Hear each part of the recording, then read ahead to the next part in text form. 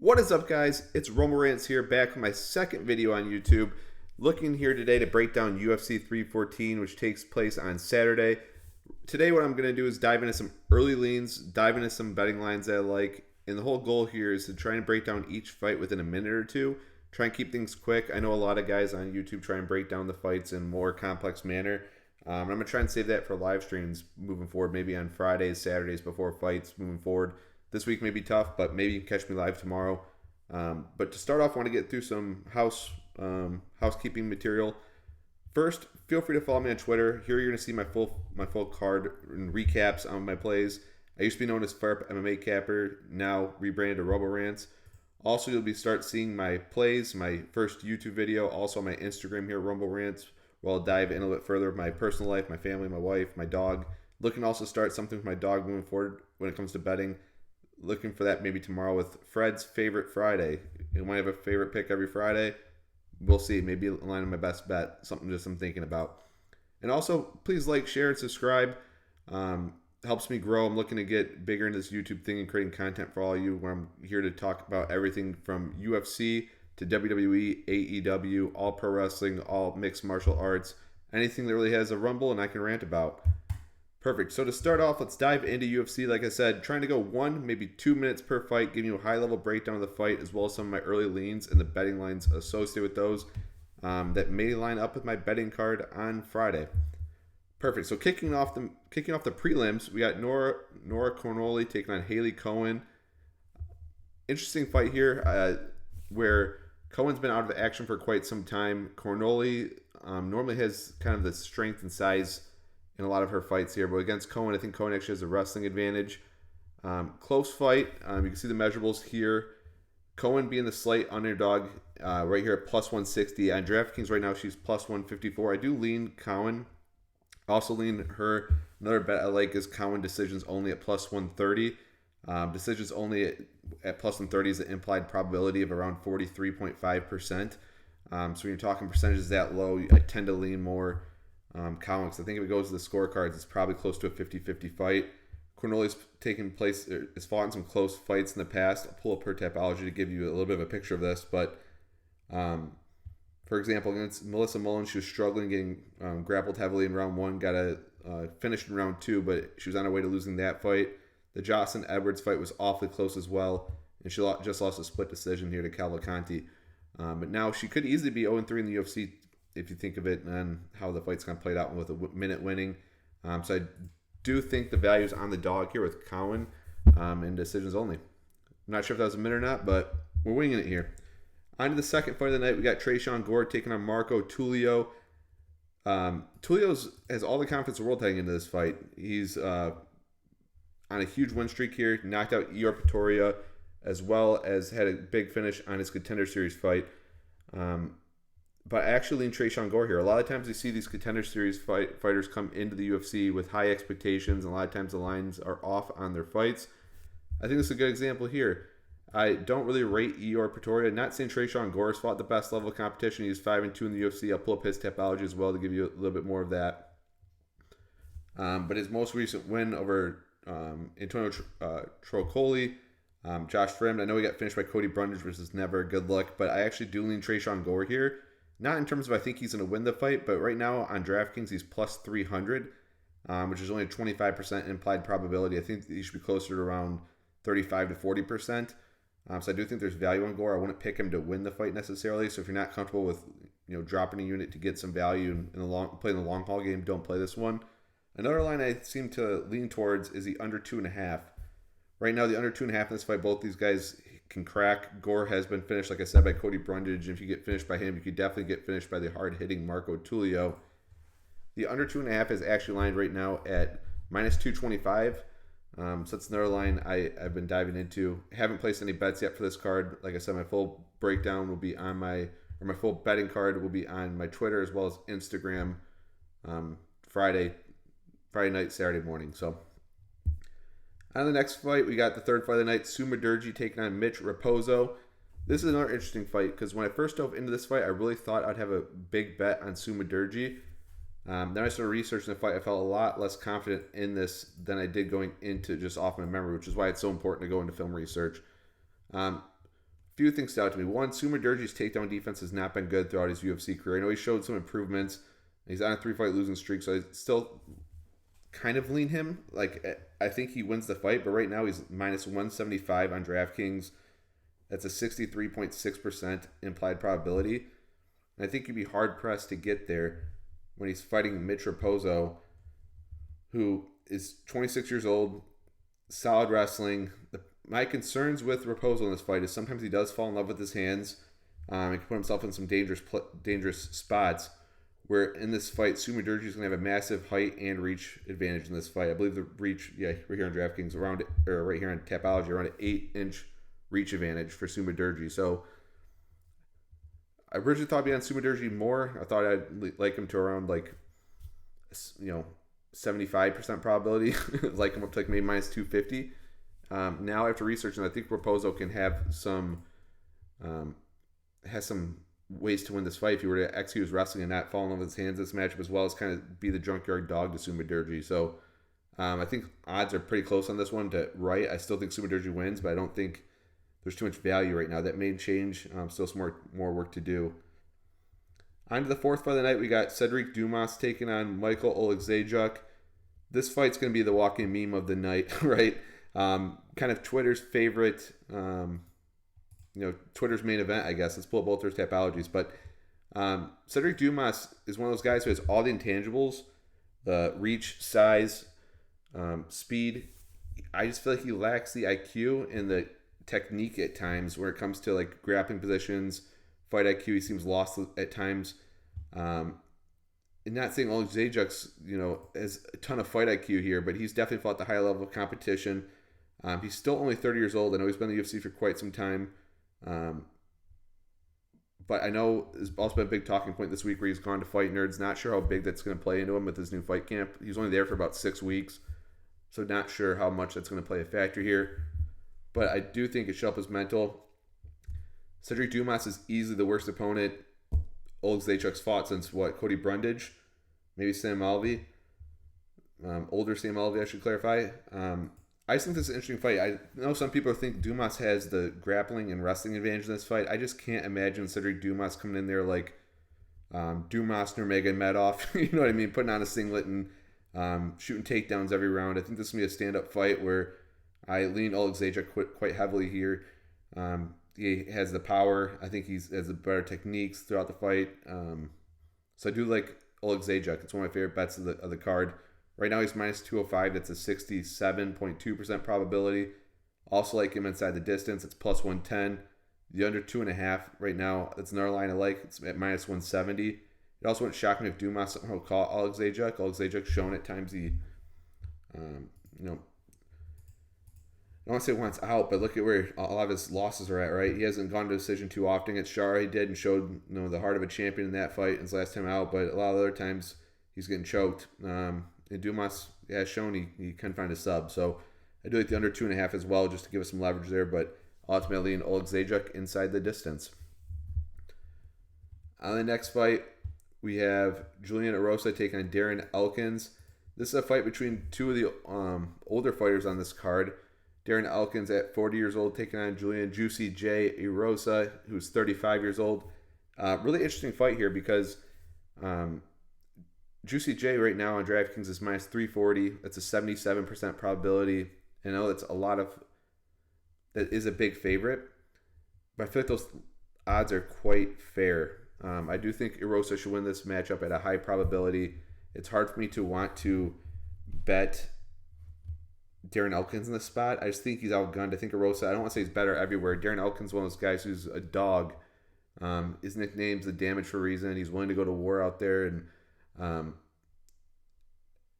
I feel like when the two fighters at this stage in their career fight, a lot of times they ultimately go to a decision. One thing I wanted to point out here is Erosa's rarely goes to decisions. We see first round against Rodriguez, first round against Ramos, first round against Padilla, first round against Caceres, which makes me think I think we're getting a good value on the over 2.5. I know that sounds crazy right now. The over 2.5 is minus 120 at roughly 54.5%. It's hard to get there. Darren Elkins being 40 years old, he has taken a ton of damage over his career. He may go down, and I know Juicy J. Erosa doesn't have much of a chin left, but one thing helping him out here is Elkins doesn't hit very hard. He's not one to go out there and starch somebody, so I think Erosa's chin will be fine, which is why I think Erosa should win here. But when it shocked me, this fight's played out closer than we may anticipate. Still think Erosa wins, but I do have a slight lean to the over 2.5. Not sure if I'm going to get there, but I do think there's some value there, and I rarely lean towards overs. I like to overs are scary in MMA, right? They're tough to bet at times, but that's when I'm slightly leaning towards. On to the sixth fight of the night. We got Chase Hooper taking on Jim Miller. Chase Hooper's minus 900 in this fight. I don't know how much detail you want me to go into here. Jim Miller's a legend, 41 years old. He's been fighting the UFC since as long as I've been a fan of the sport. Let's see when his UFC debut was. It has to be forever ago. Yeah, back in 2008. So he's been in the UFC for 17 years here. Still a dog. Beat Damon Jackson's last time out. I just feel it's a tough matchup here for him against Chase Hooper. Chase Hooper has shown some improvements, man. He's 25 years old. He came into the UFC as a kid. He has kept improving each and every time out there. His striking looks levels better than it did when he first came to the UFC. And another thing I want to point out is his physicality keeps looking better and better. He's growing into his body, growing into his length. I think that with that, he's always had great grappling, but I think his wrestling and his takedowns are getting better. I do lean Hooper here. Who doesn't? It's not hard to say, like a minus 900 favorite, but not enough to parlay him. I don't think that when a guy's 90% probability to win, can you really say there's value there? So for me, this is an all-around pass, and I'm shocked I spent that much time breaking down a fight that's minus 900. So on to the next one. This is an exciting one. We got Verna Jandiroba taking on Yan Xiaonan. Very exciting fight. This has been another one a lot of people have had their debates on whether they lean Verna's grappling versus Jan's striking in this fight. And I know a lot of people go back to the Yan versus Carla Esparza fight where Yan was taken down, controlled repeatedly, and quite frankly, it was not a good outing. As a way that Verna Jandiroba can find success here, I think the key difference is I think people a lot of times associate grappling with wrestling. And I think although Jandiroba is maybe one of the best, probably the second best jiu-jitsu players in this division behind maybe Mackenzie Dern, and she's up there with her. They're like 1A, 1B. I don't think Jandiroba has the physicality behind her wrestling to constantly bully Yan. And I know that sounds weird because she did struggle against Carla Esparza, but I do think Yan has shown improvements to her physicality, for one, and two, to her takedown defense. Her last time, 2 fights ago, when she fought Wale Zhang, Yan was actually the one who was getting some takedowns later in the fight, and she took over as the fight went on. I'd love to see another Yan versus Zhang rematch, hoping we get that. But obviously, if Jandiroba can get takedowns, can get control, I think Yan's in deep trouble here. So it's hard to feel overly confident in it. I just lean Yan Xiaonan. I think her striking is going to be good enough. I think her physicality is going to do enough where she can stay on her feet, keep her at range, and work her striking. So I do lean Yan. Right now on DraftKings, she's plus 124, which is around 44% probability. I think at worst, this is a 50-50 fight. It should be a pick'em. So some value there. But for me, I actually lean Yan. I think she should be around the minus 125 favorite in this fight. I like her all the way up to maybe like 55-60% in this fight. So more than likely, I'm going to be betting Yan. Spoiler alert. Another angle I like in this fight, I'm not sure I'm going to get there or not, is the under 2.5. So Yan versus Jandiroba here. When a lot of times you have a grappler versus a striker, the styles clashes can create interesting matchups. And it won't shock me if either A, Jandiroba finds the sub when she gets her down to the ground because she does have great jiu-jitsu, or if Yan can force a stoppage where she hurts Jandiroba bad on the feet. We haven't seen Jandiroba face. She's done a great job of her career avoiding damage, but I do think Yan is a step above some of the strikers she's facing. I know she just fought Amanda Lemos, but I think Yan is going to really give her some trouble here. Besides Lemos, like who's the other great strikers? Marina Rodriguez. Yeah, I just think Yan is a good look here. And the under 2.5 I may get on, but we'll see. On to the next fight, we got Dan Ige. This is another highly debated one, taking on Sean Woodson. This is one I still have some more work to do. it's one of those lines where I feel like the line has sort of made sense, so I haven't prioritized my research on this one. But at the same time, at this point, it kind of has to be dog or pass, right? You're getting plus 135 roughly on Dan Ige. Right now on DraftKings, Sean Woodson is minus 175, which is a 63.6% implied probability. I think you'd have to be nuts to instantly bet Sean Woodson without putting more work into the research. I do think his size and reach advantage will be huge here. I do think Ige at times may struggle to get inside. I do lean Woodson. I just don't know if there's value on him at this point. I think if it's closer to Pick'em, I'd probably be betting Woodson. But another thing you got to consider is the level of competition. Woodson's probably I don't want to say the easiest matchup because that's not the right way of putting it. It's probably the lowest ranked fighter Ige's fought. And we can go back and look if you want real quick. Let's do that without spending too much time on this breakdown. So it's probably Nate Landwehr, maybe? Damon Jackson. Man, he's fought some killers. Yeah. And where for Sean Woodson, let's look at his recent matchups. I think Dan Ige is by far his toughest matchup. You can argue Yusuf Zalal, I know he's on a run here now. But this is Yusuf Zalal before kind of coming back to the UFC where he's kind of reestablished himself. Terrence McKinney I'll always have respect for because he goes to war, but that was McKinney back in 6 years ago. So I do think this is Sean Woodson's toughest matchup for the rightful reason. He's going up and trying to hopefully establish himself in the rankings. But tough fight. Don't have a good read on that one yet, to be honest. More work to do. For me right now, that's a pass. On the next fight, another one that's tough to call. Nikita Krylov taking on Dominic Reyes. Krylov's coming into this fight right now on DraftKings. He's minus 180, which is 64.3% implied probability. Whereas Reyes is coming in as a slight underdog here at around plus 165. So, interesting fight here. It's hard to know where to lean on this one, right? Because I guess I'll start with Krylov. Krylov hasn't fought in roughly 2 years. There's some shoulder injury history that's coming to play here. I know he just beat Ryan Spann, and he's a fighter that is dangerous, but also kind of lacks defense at times where he's there to get hit. He is there to get taken down, but he's very dangerous in all aspects of MMA. And him taking on Dominic Reyes, who is kind of getting a second life, I guess, second run at life here within the light heavyweight division here within the UFC. After the John Jones fight, I thought he beat John Jones, to be honest. It was a close fight. I had money on Jones in a parlay, and I literally thought I burnt my ticket. But the judges helped us out there and kept him as the GOAT status. But since then, against Jan Blachowicz, he got busted up bad there. No harm, I guess. He lose to the next champ in a interim title fight. But in that fight, like it shows here, he was a big favorite, minus 245 favorite. Then he comes back about 7 months later, takes on Yuri Prochazka. And that fight was closer than you may remember it as. I know Yuri landed that spinning back elbow, which was insane, and put Reyes out. Reyes was definitely losing that fight up to that point. But at one point, Reyes did hurt Prochazka. And if Reyes doesn't go for a guillotine, I think he would have had a chance to potentially finish Yuri in that fight.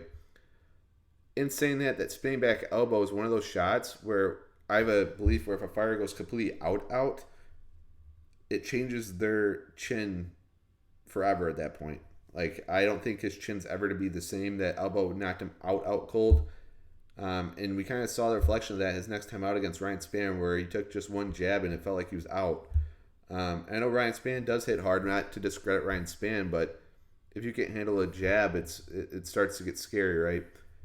Since then, he's fought Dustin Jacoby and Anthony Smith. I think those are two kind of more safer fights for him. Whereas Dustin Jacoby, although he's a great kickboxer, he's not known for his power. He's more of a volume striker. And Anthony Smith at this point, I don't want to badmouth him, but he's kind of a shell of himself, right? He hasn't looked good in a few years. So now him taking on Krylov, there's just too many unknowns for me to feel comfortable on either side. Krylov hasn't fought in 2 years. How's Reyes' chin doing? Because we haven't seen him really get hit by a big power puncher in now almost 3 years, 2.5 years. There's just a lot of question marks here. I do lean Krylov. Not sure if I'm going to get there or not, but I do think the value's on him, which is tough to say. I'm a big Dominic Reyes fan. He seems like a great guy. wish him nothing but the best, and hopefully he proves my prediction here wrong. But for me right now, overall, that fight's, as far as the money line side, is a pass. One bet I do like is the under 2.5.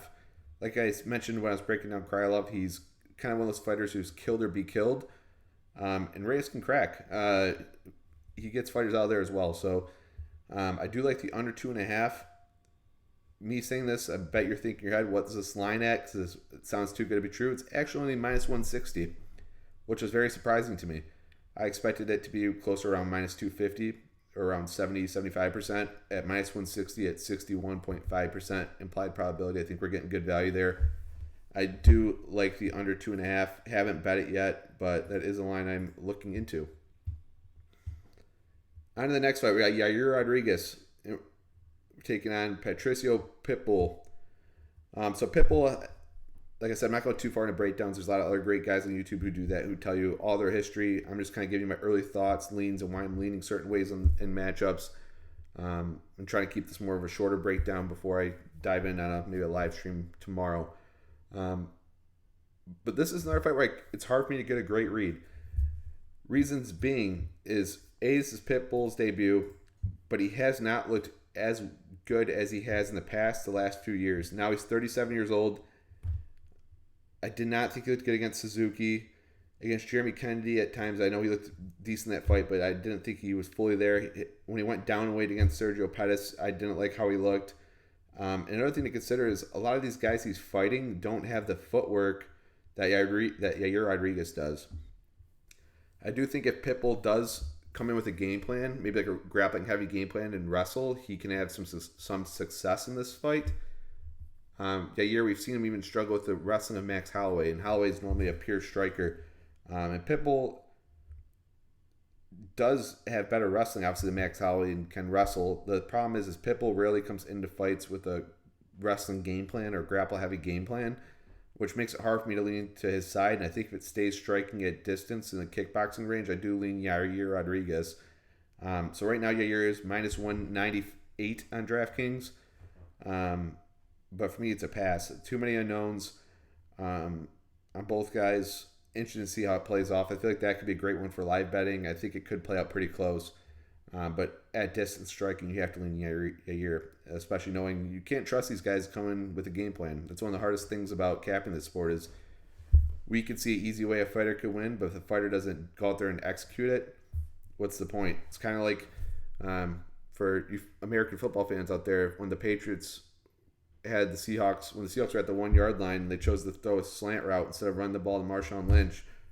We all may have called the run to Marshawn, but Seahawks didn't, and it was picked off, and the whole game changed. So that's why game plan is so important, and fight IQ is so important in this sport. It's hard to predict at times. On to one other thing on this fight, actually, before I jump to the next one, I forgot to mention, I do lean the under 2.5. I think Yair can finish Pitbull. His striking's nasty, but at the same time, it wouldn't shock me if Pitbull caught Rodriguez in a striking exchange or found a sub in this fight, or maybe some ground and pound. Yair is one of those guys who at times, I won't say quits, but when times get tough, he seems to be able to be finished. Let's put it that way. So I do lean the under 2.5, which right now is at plus 124. Not an official bet or anything, but I am looking towards that under as well. Into the next fight. This is another one of those fights that's kind of Twitter's and I guess kind of the whole MMA's world main event. We got Gene Silva taking on Bryce Mitchell, another striker versus grappler matchup, where the line is starting to come down. Gene Silva, a lot of money coming on Bryce Mitchell this week. But I don't know. I can understand where people are coming from. A lot of people keep pointing out how Gene Silva was struggling with the wrestling of Charles Jourdain. But you have to figure that Gene Silva also was able to get up quickly with these takedowns. Granted, Bryce Mitchell has way better wrestling, way better control than Jourdain. But on the other side, I think Gene Silva has to consider Jourdain's primary striker, so he probably wasn't expecting the grappling. Whereas with Bryce Mitchell, that's all he is pretty much as a grappler. So you have to assume he's going to be there ready to stop some takedowns. The other thing I want to mention is Gene Lord Silva does a great job with striking as fighters are coming in or positioning himself. He landed a nasty uppercut on Jourdain. Great kind of counter strike there with, against Bagdasarian. and he can crack, man. He's got really, really slick striking. Um, and Bryce Mitchell, although he does have great wrestling, like I mentioned earlier with the Dominic Reyes fight, that strike he took against Josh Emmett, that strike would have probably killed a cow. Josh Emmett hit like a truck. I know it's one we were talking about last week. But when you are literally that out cold, you start seizing, there are concerns there, right?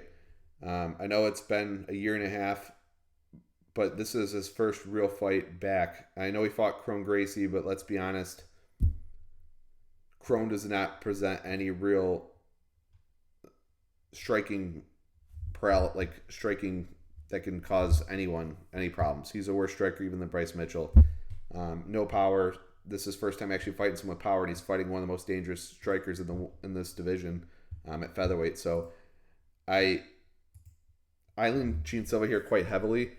I respect people's opinions on the wrestling, and sure, maybe Bryce Mitchell can get some grappling going, but I think a better way of looking at this fight, instead of just betting Gene Silva, I may have some on Silva in case he can't get Mitchell out of there. But one thing I do like here even more than just Silva is the under 2.5. I think Silva's best path to victory is by knockout. But at the same time, if Mitchell does find grappling success, it wouldn't shock me at all if he were to be able to find a submission. Bryce Mitchell does have terrific submissions. One of those only guys in the UFC to land a twister. The under 2.5 right now is lined at minus 140, whereas Silva inside the distance is minus 125.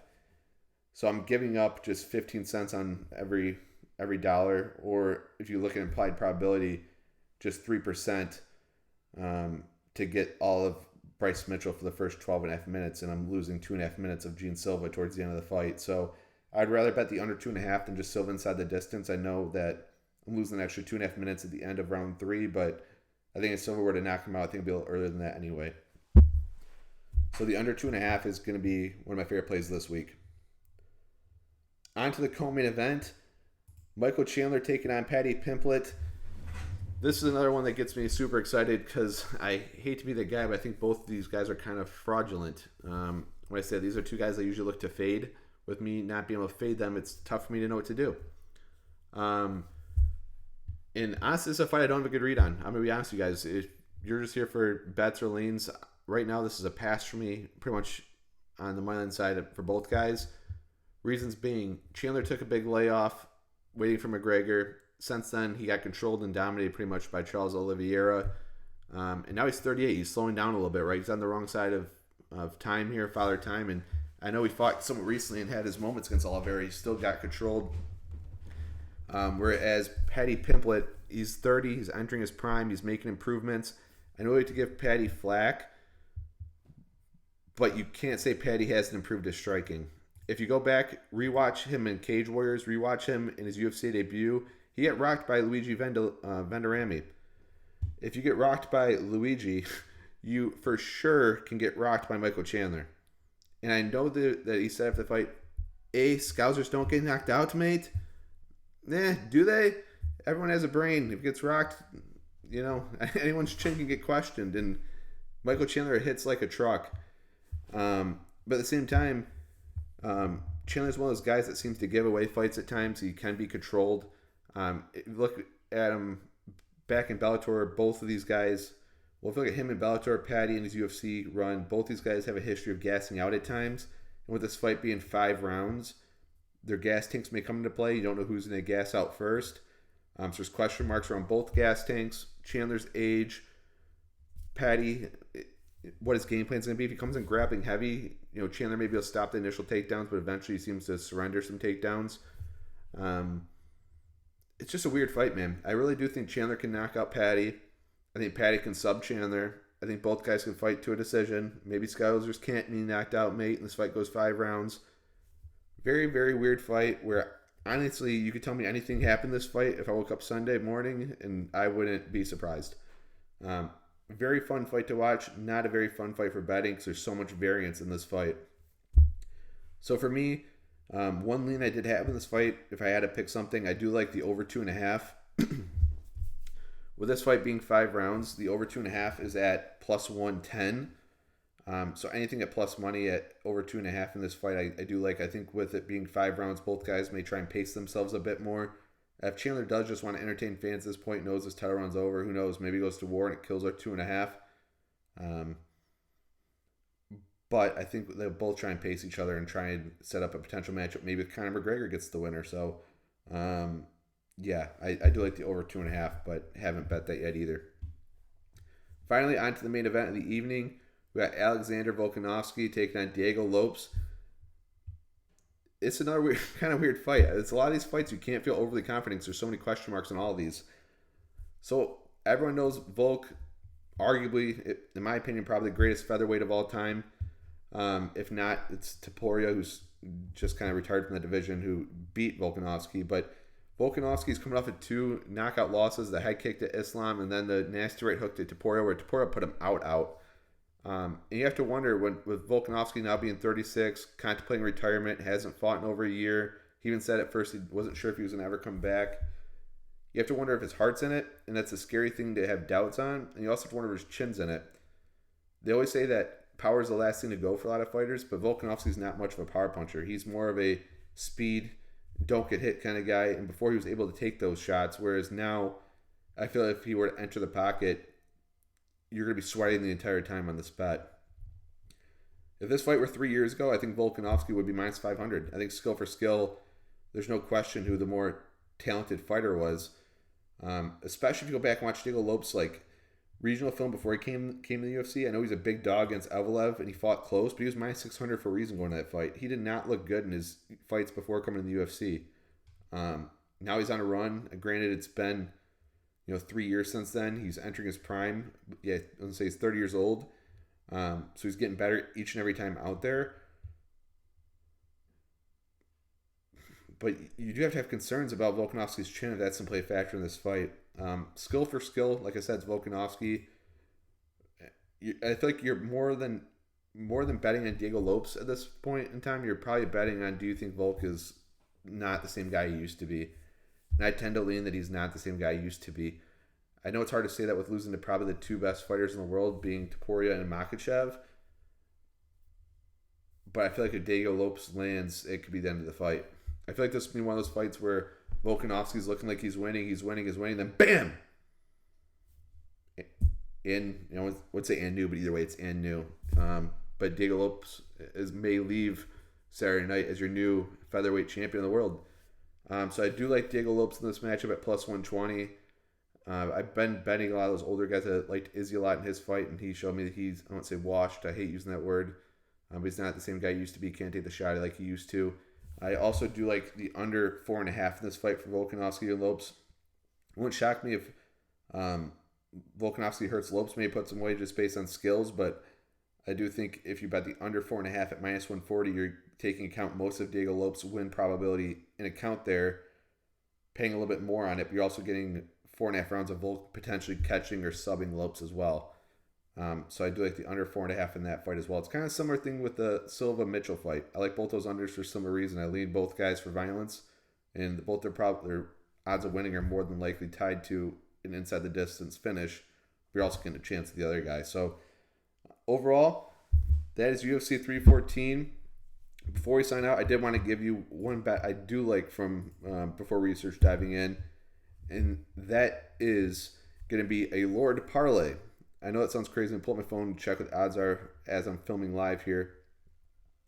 The Lord Parlay, when I say Lord Parlay, I mean Michael Alexejczyk at minus 205, parlayed with Lord Gene Silva at minus 218. Right there, we get plus 115 on the odds. Let's see if it will show that.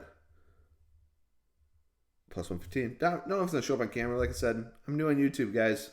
I appreciate everyone's support. Please go like, share, subscribe. Follow me on Twitter. Follow me on YouTube. Breakdown's coming out here shortly. Appreciate everyone's support and hope everyone has a great day. Enjoy the fights on Saturday.